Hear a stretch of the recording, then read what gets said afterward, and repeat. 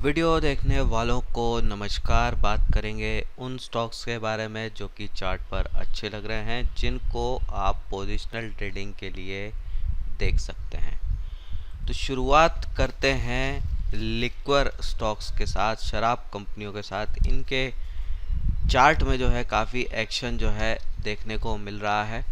तो देश की सबसे बड़ी लिक्विड कंपनी मैकडॉल, इसके चार्ट को देखें तो इसने जो है इस हफ्ते अपना रेजिस्टेंस ब्रेक किया है और ज़बरदस्त वॉल्यूम के साथ जो है ब्रेक किया है। तो यहाँ जो है लगभग जो है 1.5 साल के कंसोलिडेशन के बाद जो है इस स्टॉक ने ब्रेकआउट दिया है। वॉल्यूम भी बहुत बढ़िया है। तो ये स्टॉक जो है पोजिशनल ट्रेडिंग के लिए अच्छा हो सकता है। हालांकि क्योंकि ये काफ़ी ज़्यादा भाग गया है इस वीक, तो रिस्क रिवॉर्ड जो है थोड़ा सा ठीक नहीं बनता है। यहाँ पे स्टॉप लॉस जो है आपका ज़्यादा दूर बनेगा, इसलिए थोड़े करेक्शन का जो है वेट करना चाहिए, उसके बाद देखना चाहिए। तो ये पहला स्टॉक हमारा हो गया। फिर बात करते हैं एक और शराब कंपनी रेडिको के बारे में। इसने भी जो है नया हाई बनाया है, अपना रेजिस्टेंस ब्रेक किया है और बहुत अच्छे वॉल्यूम जो है इसके भी रहे हैं। तो ये भी एक अच्छा स्टॉक है पोजिशनल ट्रेडिंग के लिए। ये भी थोड़ा सा जो है ज़्यादा दूर दिख रहा है अपने सपोर्ट से, तो हल्के करेक्शन का इंतज़ार जो है यहाँ पर भी करना चाहिए, उसके बाद देखना चाहिए। एक और लिक्विड स्टॉक देखते हैं टीआई इंडिया। इसमें भी देखें, ये भी नए लाइफ टाइम हाई पर है और इसने भी अपना रेजिस्टेंस जो है ब्रेक किया है। तो अब नया सपोर्ट जो है इसके लिए 160 का बन जाता है। तो लिक्विड स्टॉक्स जो है इन पर नज़र आप रख सकते हैं, ये जो है बढ़िया चार्ट पर दिख रहे हैं। साथ में जो है बैंकों के स्टॉक्स पर भी आप नज़र रख सकते हैं, ये भी चार्ट पर स्ट्रॉन्ग दिख रहे हैं। तो पहले लेते हैं कोटक बैंक, बड़ा सा बैंक। इसके चार्ट को हम देखें तो ये लगभग 1.5 साल से जो है एक ही रेंज में है और इस रेंज के अपर एंड पे जो है ये आ गया है और इस रेंज को तोड़ सकता है। वॉल्यूम्स जो है ये दर्शा रही हैं। तो यहाँ पे जो की लेवल वॉच करने का है वो है 2000 का लेवल।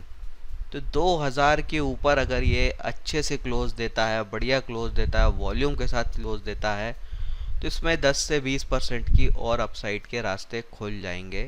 तो ये इस पर भी जो है आप नज़र बना के रख सकते हैं, बढ़िया स्टॉक जो है हो सकता है ये।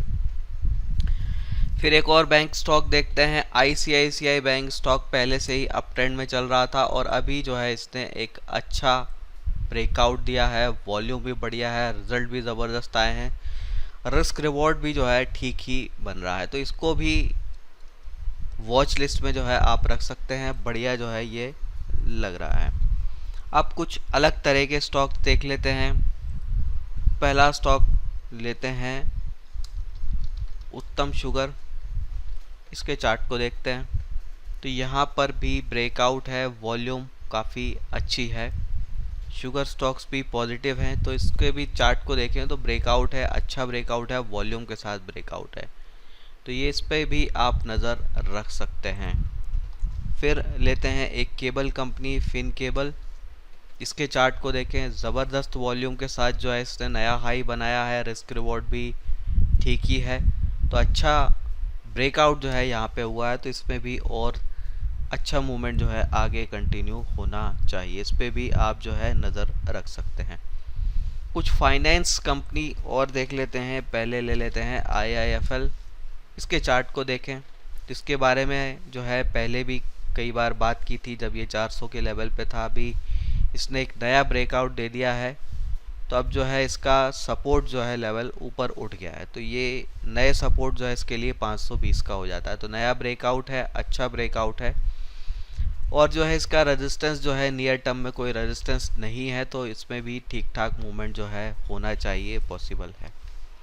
एक और फाइनेंस कंपनी मन्नापुरम ले लेते हैं। इसके चार्ट को देखें तो बीच में जो है इसमें ईडी की रेड की खबरें आई थी, जिसके बाद जो है स्टॉक ब्रेकआउट देने के बाद वापस नीचे गिर गया था। तो जिस दिन ये रेड वाली खबर आई थी उस दिन जो है बड़ी सी कैंडल बनी थी। इस कैंडल को जो है आप देख सकते हैं यहाँ पर, ये वाली कैंडल को। अब इस कैंडल का जो मूवमेंट था वो पूरा कम्प्लीटली कैंसिल आउट हो गया है। और जब ऐसा होता है तो इसका मतलब ये होता है कि जो मामला था वो सीरियस नहीं था। मार्केट ने ज़्यादा सीरियस शुरू में ले लिया था, पर उतना सीरियस नहीं है। तो ये जो है अपने रेजिस्टेंस को अप्रोच कर रहा है और इसका रेजिस्टेंस जो है बन जाता है 135 का। तो 135 के ऊपर अगर ये टिकता है, अच्छी वॉल्यूम के साथ ब्रेक करता है, तो इसमें भी और अपसाइड पॉसिबल हो जाएगी। तो इन पे भी आप नज़र रख सकते हैं। अब कुछ मीडिया स्टॉक्स के बारे में बात करते हैं। तो यहाँ पे बड़ी हलचल हो रही है। तो मीडिया स्टॉक्स में जो है स्पेशली प्रिंट मीडिया में इनका मेजर रॉ मटेरियल जो होता है वो कागज़ होता है, पेपर होता है। तो पेपर के प्राइस अगर कम हो जाएं तो इनके प्रॉफिट मार्जिन्स जो है वो बढ़ने लगते हैं। तो आप इनके फंडामेंटल्स को ऐसे भी ट्रैक कर सकते हैं कि अगर पेपर कंपनीज अंडर परफॉर्म कर रही हैं, उनके शेयर के भाव नीचे जा रहे हैं, मतलब वहाँ पर जो है उनके प्रॉफिट जो है वो कम हो रहा है, और उनके प्रॉफिट कम होने का मतलब ये है कि ये चीज़ जो है न्यूज़पेपर वालों के लिए पॉजिटिव हो जाती है।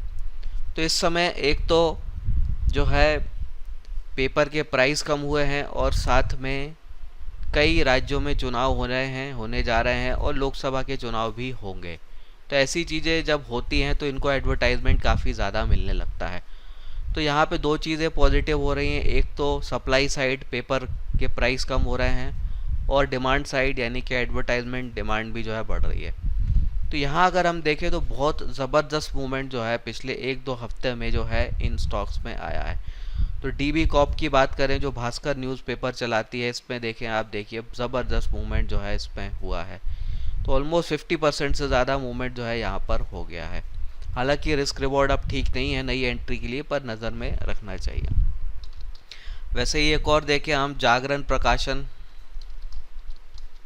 तो ये भी जो है न्यूज़पेपर कंपनी ही है। इसके चार्ट में भी आप वैसी ही चीज़ देख सकते हैं कि ये भी जो है ब्रेक करके जो है बहुत अच्छा मूवमेंट दिया है। तो ये भी जो है 50% के लगभग जो है ये भी भागा जा रहा है पिछले कुछ महीनों में। अगेन ये भी जो है अच्छे रिस्क रिवॉर्ड पर नहीं है, लेकिन वॉच लिस्ट में रखना चाहिए। एक और मीडिया स्टॉक देखें, सिम प्रिंट मीडिया वाला HT मीडिया, इसके चार्ट में भी देखें तो यहाँ भी वही एक्शन जो है देखने को मिल रहा है। अब इन तीनों में कंपैरेटिवली सबसे कम मूवमेंट जो है HT मीडिया में ही हुआ है, इसमें रिसेंट ब्रेकआउट है। तो रिस्क रिवॉर्ड जो है थोड़ा सा ज़्यादा बेटर जो है बाकी 3 कंपनियों के मुकाबले इसमें है। पर ये बात समझने की ज़रूरत है कि फंडामेंटली जो है ये साइक्लिक स्टॉक्स होते हैं। तो ये कंपनी ऐसी नहीं होती जिनको आप रखें और भूल जाएं। तो आपको फंडामेंटल्स ट्रैक करने होंगे, स्पेशली सप्लाई साइड वाले, कि क्या डेवलपमेंट हो रहा है। तो इनमें मूवमेंट जो है काफ़ी तेज़ हो सकता है, शॉर्ट टर्म का मूवमेंट होगा, कम समय में होगा लेकिन तेज होगा। और लेकिन जो है फंडामेंटल बिगड़ेंगे तो ये गिर भी बहुत बुरी तरह से जाएंगे और आपको पता भी नहीं चलेगा कि क्यों गिर रहे हैं। तो इसलिए जो है ध्यान रखने की ज़रूरत है। तो आज के लिए इतने स्टॉक्स मेरे ख्याल से काफ़ी हैं, इन पर जो है आप नज़र रख सकते हैं। ध्यान रखिए, अपनी रिसर्च ज़रूर कर लें क्योंकि पैसा आपका है, और ट्रेडिंग में हमेशा स्टॉप लॉस रखें, वो बहुत ज़रूरी है। रिस्क मैनेजमेंट के बिना ट्रेडिंग से प्रॉफिट नहीं बनता। फिर मिलते हैं, जय हिंद।